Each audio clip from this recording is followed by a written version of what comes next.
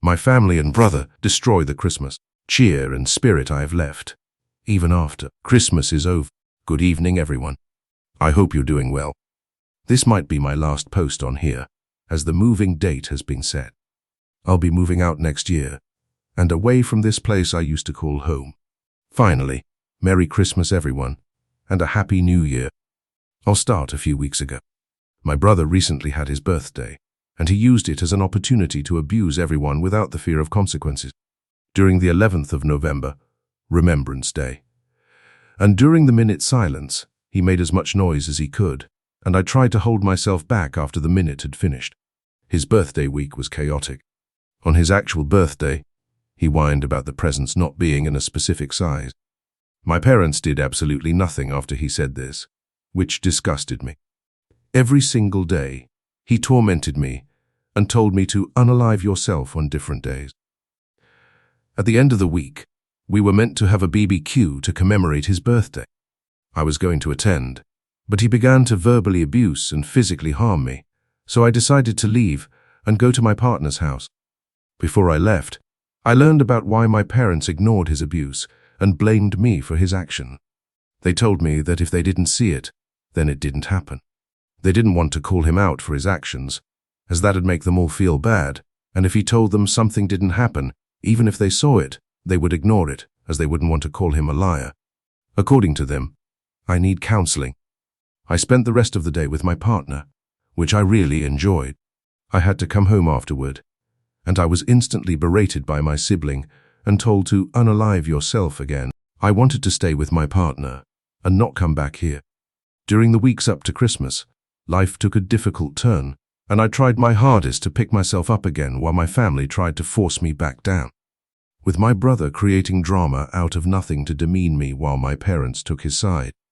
Work got busier and busier, and one of my best friends there unfortunately left. I've also been doing a lot of housework, with my family not even bothering to help, even if I get overwhelmed and nauseated from the speed I'm working at.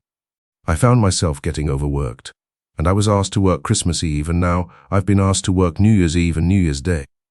I'm currently saving up leave time for an event that'll take place next year in February. I'll get on to what happened during Christmas. I just wanted to enjoy Christmas with my family and spread holiday cheer. I wrapped most of the gifts and decorated the house while everyone didn't even lift a finger to help. I tried very hard to make Christmas Day the best I could, but now I'm wondering why I even tried in the first place. At every moment on Christmas Day, I had my brother trying to start a fight with me. I don't know why. During our Christmas lunch, he stood up and screamed at me to shut up and f***ing die, even though I was just eating. My parents didn't do anything. Every time I've tried to talk today, he's either told me to shut up, or he's been speaking over the top of me. He's been trying to exclude me from the family Christmas celebration all day. During the gift opening, he threw a tantrum that I got a Sonic Lego set. He also got a very large presenter picture from Stranger Things, and proceeded to tease me about it. Since he had a bigger present, he was acting like he was two. We also opened our presents after everything had been handed out, and he hadn't opened the large one yet when I opened the Sonic one. The cherry on top was what happened during the afternoon. I was asked to play a game of Monopoly, and I agreed. It was a tough game, and I found myself getting stressed out from the game and from the heat. I tried to leave, but my mother was close to winning, and for some reason, she didn't want the game to end. I felt frustrated, and when I tried to leave again to have a break, she demanded that I come back and help her pack up. I forfeited the game, and then my brother decided to mock me for losing. I was close to punching him. When I helped pack up, she guilt-tripped me about not being able to play Monopoly with her in the future. I wanted to cry. This was all because she wanted to win. The day was awful. During dinner, my brother tried to scare me as much as he could. He slammed the fridge, kicked the pantry, and thumped the kitchen bench aggressively. I finished dinner as fast as I could. He also threw a pile of clothes at me. It's not as bad as what's happened for most of the day, but I was still upset nonetheless. The next day, I was subjected to more abuse, but without it being Christmas Day. My mother tried to start something with me just because I took my breakfast out of the pantry, and my brother tried to start something just because I walked past him. This evening, I got called out for dinner and went to the kitchen. My brother was there, and I kept my distance from him. I breathe softly at a quick pace when I'm afraid, and that's how I show my fear. He knows this, and he's exploited me for it repeatedly. He teasingly told me to breathe, and after he sat down at the table, he ranted at me for discriminating against him.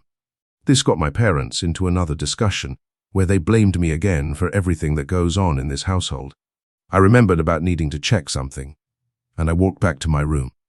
They began to yell at me for walking away, and told me I was immature. I tried to explain that I was checking something to them, but my mum screamed at me and said, "I'm not a mind reader, and I'm not your bees." When I walked back into the kitchen, I took my dinner to another room, wanting to avoid the conversation. After I finished my dinner and came back out, I placed my plate neatly in the dishwasher. For some reason, this caused my mother to flip out again, and she yelled at me for slamming things into the dishwasher when I wasn't even doing that. I walked away to my room, which is where I am now. She barged into my room and yelled at me to grow up, and that I was acting like I was 2, and that I apparently thought the whole world revolved around me. She then brought up the Monopoly game, and forgot to mention that she wanted to keep playing, even though I was getting stressed. She called me pathetic, and did the whole, "Oh, I'm losing, wah," imitation. I wanted to bring up what she did, but I knew that'd just make her angrier. My dad agreed with her as well, and my brother yelled out his agreement from the table. I shut my door again and cried, with my brother mocking me from outside my bedroom door. I know the moving date is coming up next year, but I'm wondering if I should run away. I don't know how much more of this I can take. My girlfriend's mother ruined Christmas. This is going to be a little long-winded because of the amount of background context, but I'll try to keep it as precise as possible. My girlfriend's mother, 45, hijacked Christmas Day at her own house party and ended up isolating us upstairs in our own house because of how uncomfortable we felt with all the people. She had promised us a Christmas Day lunch and dinner with only a couple of her friends joining us, which was fair, as my best friend joined us as well with her permission. But it all ended up in a typical finger food style party, with around 15 to 20% of her friends around that none of us knew. Her family who was in the house, so me 20, my girlfriend 22, girlfriend's sister 26, my girlfriend's other sister 24, and my girlfriend's cousin 34, spent the day debating on how to confront her about it. So, to update, when my girlfriend's mother's party was done, all 5 of us, as mentioned above, sat her down and attempted to start a calm conversation to explain to her why what she did was wrong, and heard all of us simultaneously. My girlfriend got only one sentence out before her mother started getting defensive, trying to tell us all that we had agreed to her organizing the party and inviting this many people, chalking it up to all 5 of us collectively misunderstanding her. I'll spare you unnecessary details, but we basically got into a fight where the 5 of us attempted to talk to her calmly, and she only responded with yelling and refusal to hear our side of things and admit mistake. We never reached a conclusion, because my girlfriend's mother only provided a half-assed apology for the sake of ending the argument. We all then went upstairs and decided to call it a day because we were all emotionally exhausted. It's now 5 days later, and things have escalated beyond my anticipation. Girlfriend's mother pretended to be all right for maybe a day, bringing up the fight now and then to random people in an attempt to get her point across that she was actually just trying to do a good thing. Yesterday, however, she knocks on my and my girlfriend's door and says she needs to talk with my girlfriend. She goes to talk, but the moment the conversation begins, girlfriend's mother is already raising her voice. Mind you, I don't speak their native language perfectly, so I did not understand much of the argument through 2 closed doors, but my girlfriend explained to me the overall points. For one, girlfriend's mother has apparently felt as though she is no longer a part of the home because of certain people. Secondly, she feels as though she gets no respect as the adult of the house. All of us are adults. And finally, she feels as though my girlfriend has changed in a bad way because of my influence on her and her views. All of this communicated through yelling on her side and by cutting off my girlfriend if she tried to speak. To top it all off, just an hour after this fight, my girlfriend's mother packed a bag, dressed up her son, 12 and heavily autistic. and proceeded to scream at everyone in the living room about how she feels like she's living with strangers, and leaves. She has not yet been back, but has contacted girlfriend's sister 26 by message and girlfriend's cousin on call to vent out her thoughts, once again through yelling her same points. All of us are exhausted and cannot deal with this fight any longer.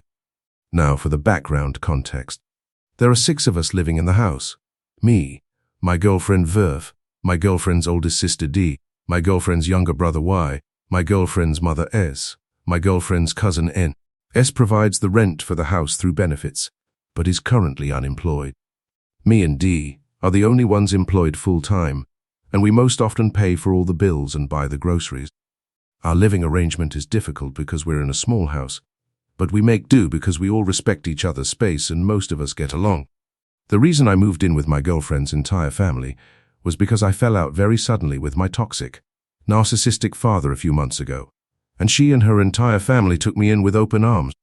SS's emotional state in the last couple months has been extremely difficult to understand and deal with. She has become short-tempered and extremely sensitive to absolutely everything, to the point where just one glance in her direction can set her off into some sort of spiral. She often starts fights over petty topics and continuously berates my girlfriend specifically for being disrespectful of her as a person and mother.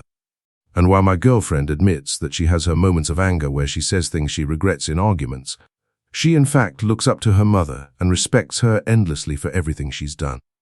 We have all tried to be understanding with S.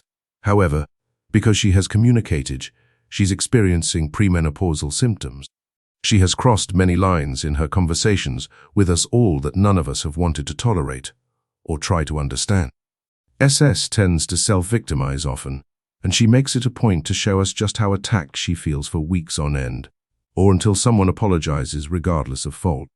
She also pulls the mother card, quite often, even on me, stating that in her generation parents were respected, even when they didn't give children their respect. I have several problems with this, including the fact that I am not her child and she can't treat me like one, that she can't treat her adult children like toddlers, and that it is not about generational respect, but empathy and coexistence in the house. We share.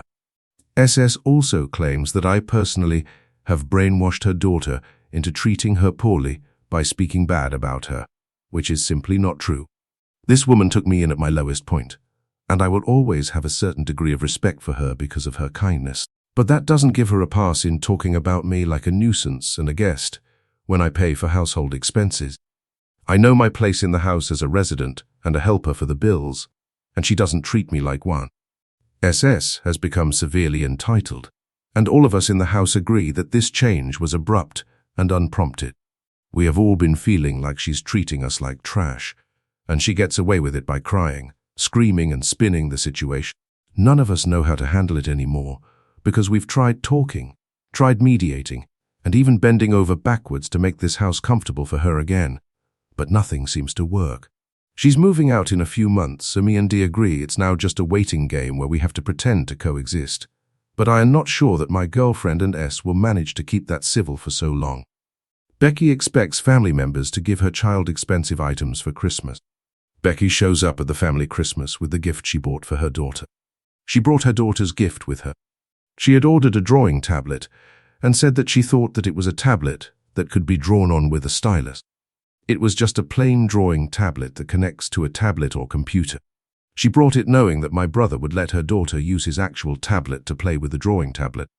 He did indeed, but when the kids started using it wrong, and too roughly, he tried to tell them the correct way to use it and was harshly rebuffed. Becky made comments about my brother giving her daughter the tablet. My brother explained that he still uses it, and it was a bit too expensive to just give away anyway. More comments were made about it being ridiculous that he would not give her daughter the tablet because she never sees him use it. Finally, as they were leaving, Becky's partner asked if they were taking the tablet with them, and Becky made a tacky comment saying that they weren't because my brother all of a sudden wants to start using it again. Not a super dramatic interaction, but the entitlement blew my mind. She purchased the accessory without the main product, and then brought it over expecting the product be given to her child for free. Entitled parent lies and uses me as an example to her kid. Hello, long-time reader, first-time poster here. Hope you enjoy this teeth-grinding story. So in Ireland, we do a thing called transition year, and it is a year in school where 15 to 16-year-olds do work experience rather than study for tests. So I 16 male did my work experience in a childcare facility for a couple of weeks, and everyone was super nice, apart from one mother, around 29 female. I had a suspicion that Siobhan didn't really like me that much, and I didn't know why. She did small, passive-aggressive actions towards me, like refusing to talk to me unless absolutely necessary. Even then she was rude, and go out of her way to make working harder for me. Until one day, when she was collecting her daughter.